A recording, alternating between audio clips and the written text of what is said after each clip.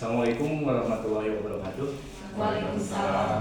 Alhamdulillahirrahmanirrahim. Pada pertemuan hari ini kita akan membahas sosialisasi mengenai budaya risiko, yaitu sadari diri sadar budaya risiko. Nah, di sini saya akan menyampaikan untuk sosialisasi hari ini pemahaman manajemen risiko untuk akselerasi budaya sadar risiko. Next.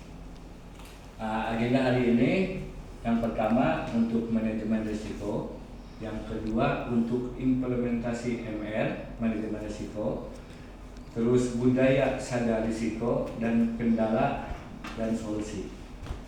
Lanjut. Manajemen risiko di sini, kenapa manajemen risiko?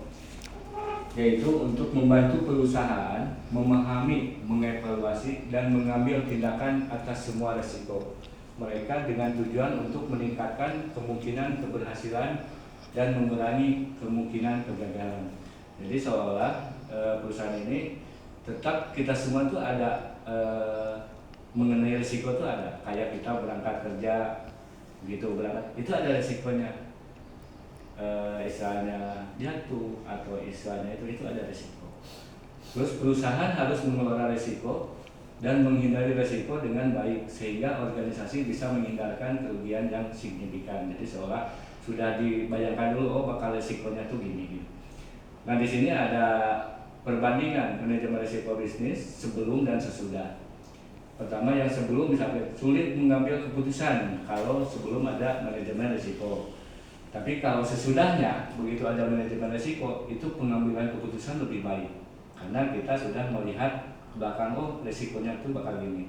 Terus yang kedua, kerangka kerja tidak efektif. Kalau sebelum, kalau sesudahnya, harapan dan komunikasi organisasi meningkat. Yang ketiga, menurunkan kinerja perusahaan, sesudahnya tahu dan bisa menghindarkan kerugian. Yang keempat, sulit melakukan monitoring. Kalau sesudahnya mudah melakukan monitoring karena kita udah evaluasi dan monitoring gitu ya. Yang kelima, tidak ada persiapan risiko masa depan. Kalau sesudahnya memiliki langkah yang tepat untuk mengelola risiko. Selanjutnya, risiko dan manajemen risiko. Risiko adalah ketidakpastian yang berdampak pada sasaran atau tujuan. Manajemen risiko adalah serangkaian prosedur dan metodologi terstruktur yang digunakan untuk mengidentifikasi, mengukur, memperlakukan dan memantau risiko yang timbul dari seluruh kegiatan usaha BUMN, mencakup sistem pengendalian intern dan tata kelola tertinggi. Nah, di sini ada bagan misalnya pilar Menris yang 31.000 tentang penciptaan dan perlindungan nilai. Next. Nah, implementasi MR ini manajemen risiko ya, risk owner dan hierarki. Jadi pemilik risiko yaitu orang misalkan atau suatu perusahaan, di sini sama dengan orang atau entitas dengan akuntabilitas dan wewenang untuk mengelola risiko. Next, ini di bagian ini. Terus penerapan manajemen risiko, pengurusan aktif oleh direksi dan pengawasan oleh dewan komisaris atau dewan pengawas. Yang kedua, kecukupan kebijakan dan standar prosedur manajemen risiko dan penetapan strategi risiko.